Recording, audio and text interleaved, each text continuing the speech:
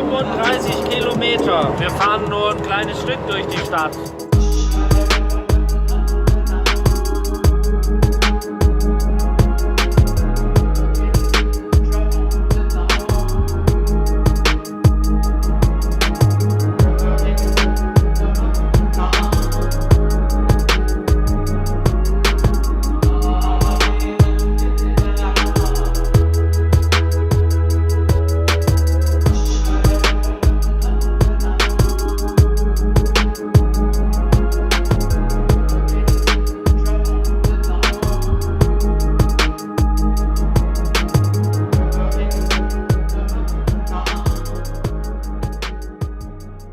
Wir sind in Istanbul angekommen, nahe der Adresse, wo David den Schlüssel abholen soll. David ist nämlich gerade auf der Suche, er irrt da vorne irgendwo.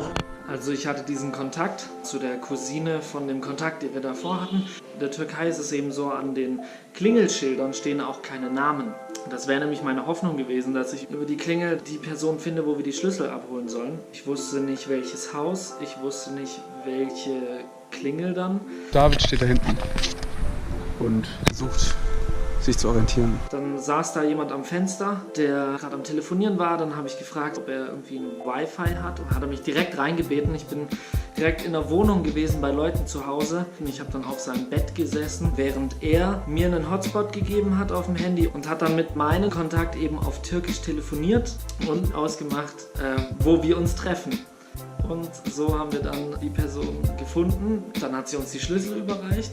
Dann sind wir zu dieser Wohnung gefahren. Und da wurde es auch nochmal spannend.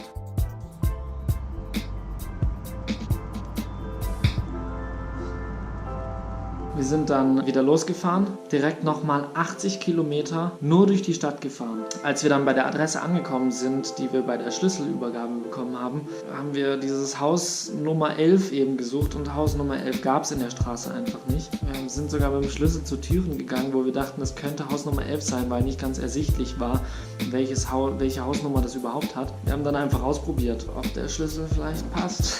Bis dann irgendwann ein Herr aus dem Haus kam, der hat uns dann geholfen, dieses Haus zu suchen. Es fing damit an, dass er mit unserem Kontakt von der Schlüsselübergabe nochmal telefoniert hat sich nochmal erklären lassen, wo das sein könnte. Auf der Suche nach dem richtigen Haus und Apartment, aber die Nummer 11 wird nach wie vor vermisst. Und ist dann mit seinem Auto vor dem Pinzgauer hergefahren und hat mit uns echt eine halbe Stunde lang nach diesem Haus gesucht. Mit dem Schlüssel immer wieder zu irgendwelchen Häusern, aber ausprobiert, ob der passt, bis er dann irgendwann tatsächlich einfach gepasst hat plötzlich. Bin dann ins Haus reingegangen, durchs Haus nach oben, in den obersten Stock, wildfremdes Haus. Unten hat der Schlüssel gepasst, aber keine Ahnung, ob das jetzt wirklich das richtige Haus ist. Und ja, tatsächlich waren wir dann in der Wohnung angekommen. Das war richtig abgefahren, was wir da für eine Wohnung hatten. Das war so krass.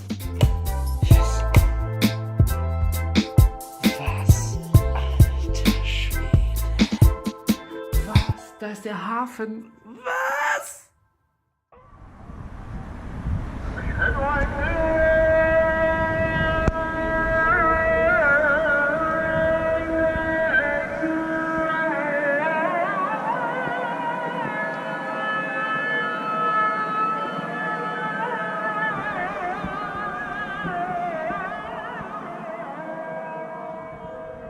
Abgesehen davon, dass die Wohnung einfach für uns der pure Luxus war, habe ich feststellen können, dass ich mich wieder mal so richtig entspannen konnte. Die letzte Zeit war immer so, dass man immer auf Achse war. Man hat eigentlich immer im Wohnzimmer von jemand anders gelebt. Wenn man so einen Raum für sich hat, einen Rückzugsort, dass man wieder komplett runterfahren kann, abschalten kann. Man war eigentlich immer auf Standby, das war das Minimum, man war immer aufmerksam. Und jetzt, da man die eigenen vier Wände hat und keiner direkt was von einem möchte, kann man sich einfach richtig entspannen. Man kann reflektieren, was passiert ist in den letzten Tagen, und es tut einfach richtig gut.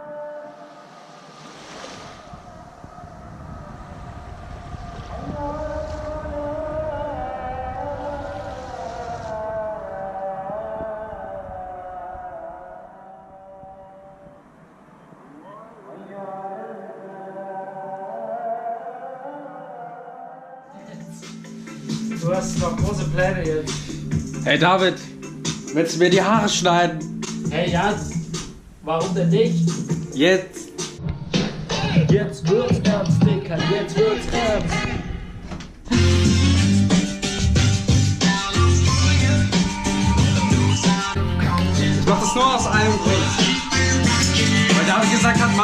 kriegst 50 Euro. Okay? Ja. Ich hab's mir gerade eben anders überlegt. Erster Schritt.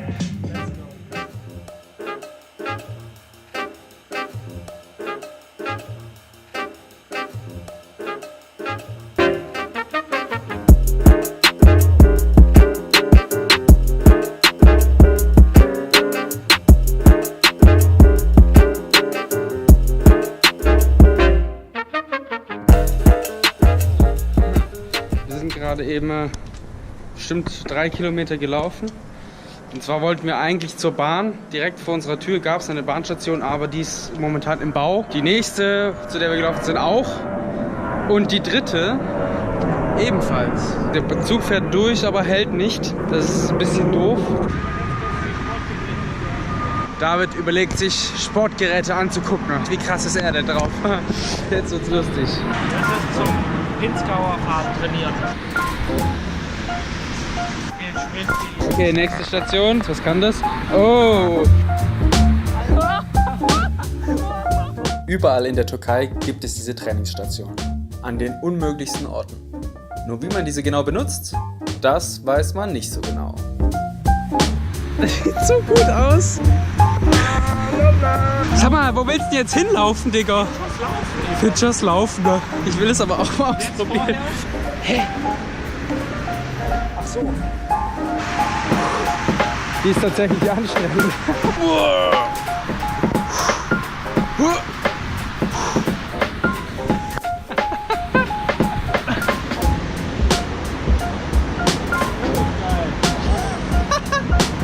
Wenn der Fuß drauf bleibt, gell?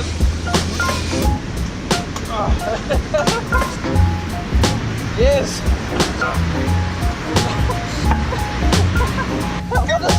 Man darf nicht so reingehen, man darf nicht so, man muss es fühlen. So, wow!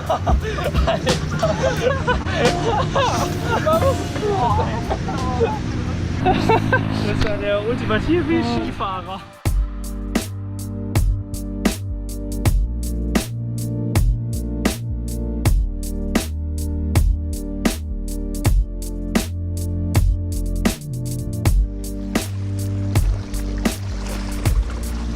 Herr Fincher!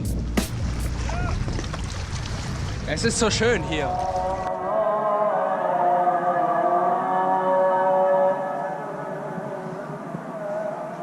So, heute Versuch 2 ins Zentrum zu kommen. Diesmal mit dem Auto.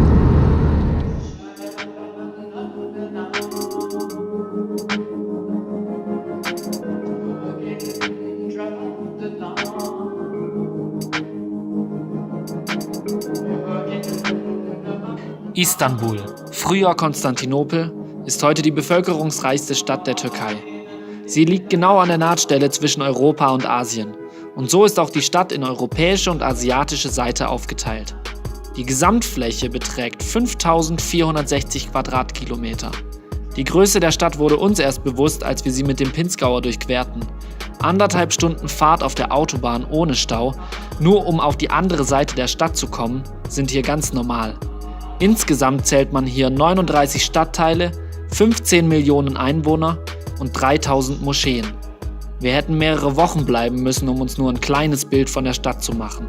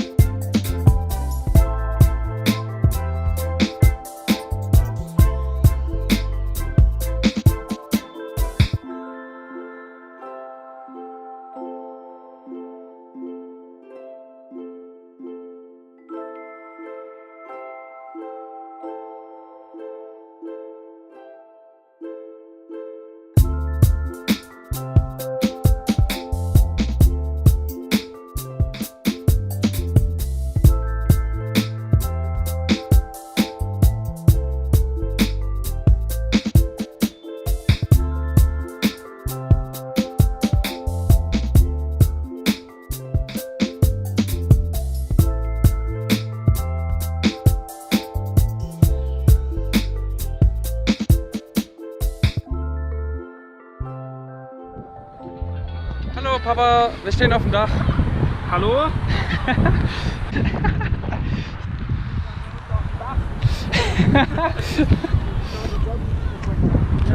Anscheinend haben wir hier WLAN. Krass. Genau, bei euch dauert.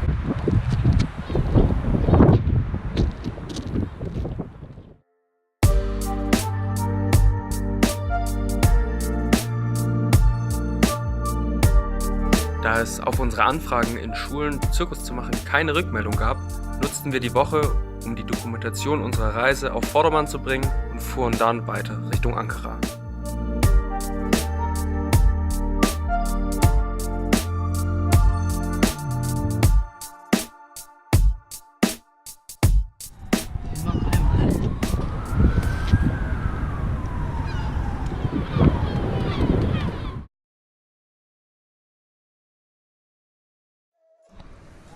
Eins, zwei, Test, 1, 2, Test. Es ist gerade mal wieder Stromausfall hier. Schon das zweite Mal.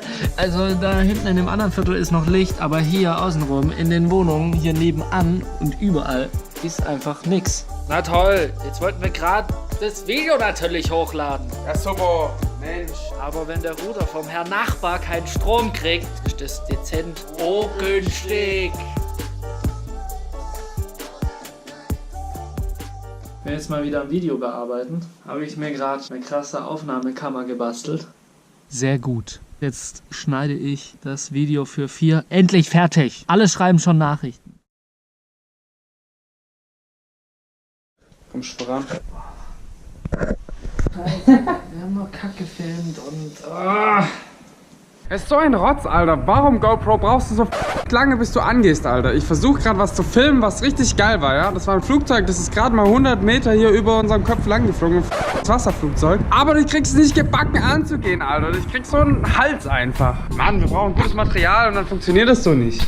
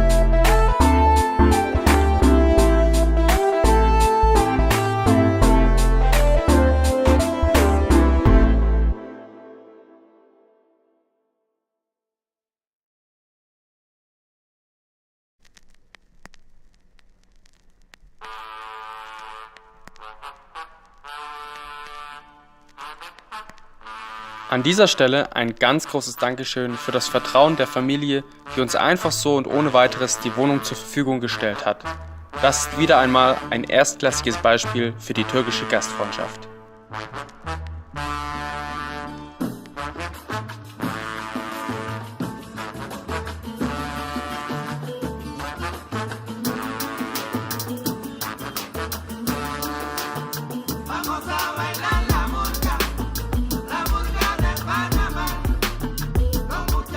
Professionelle Putzer. Wenn du uns auch mal zu dir nach Hause bestellen willst, schreib es in die Kommentare und wir kommen vorbei.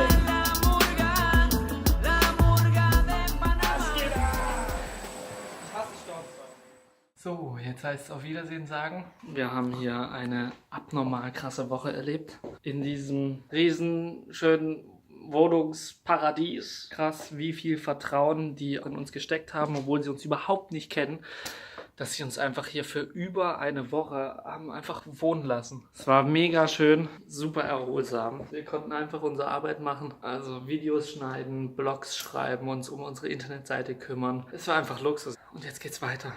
Abgefahren. Und wieder hier drin. Aber es geht weiter. Und wir müssen die geile Bude verlassen. Ja, erstmal müssen wir noch innerhalb von Istanbul 1,5 Stunden in die eine Richtung, Schlüssel abgeben, 1,5 Stunden wieder zurück und dann geht's Richtung Ankara. Dann den rechten Teil. Alter, hier laufen gerade Rechts. viele Sachen gleichzeitig.